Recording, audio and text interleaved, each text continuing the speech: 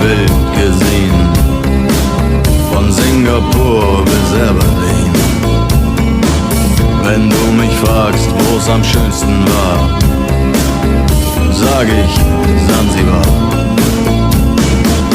Es war eine harte Überfahrt, 10 Wochen nur das Deck geschrubbt, hab die Welt verflucht, in den Wind gespuckt und salziges Wasser geschluckt.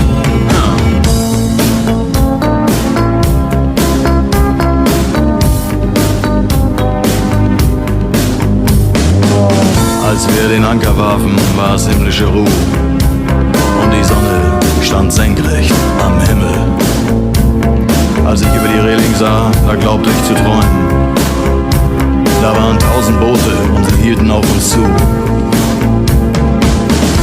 In den Booten waren Männer und Frauen, ihre Leiber glänzten in der Sonne. Und sie sangen ein Lied, das kam mir seltsam bekannt vor, aber so hatte ich's noch nie gehört. So hatte ich's noch nie gehört.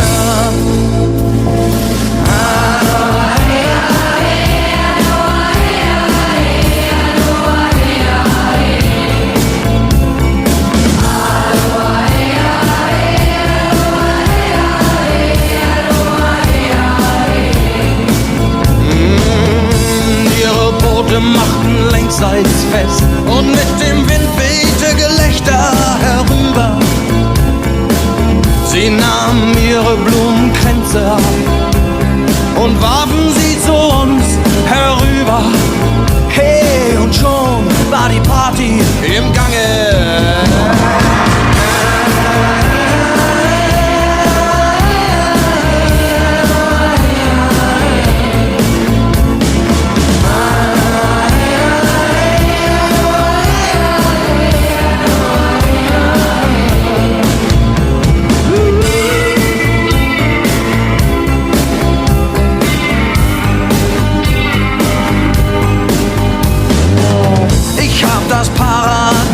Gesehen. Es war um 1910. Der Steuermann hatte Matrosen am Mast und den Zahlenmeister haben die Gonokokken vernascht. Aber sonst waren wir bei bester Gesundheit.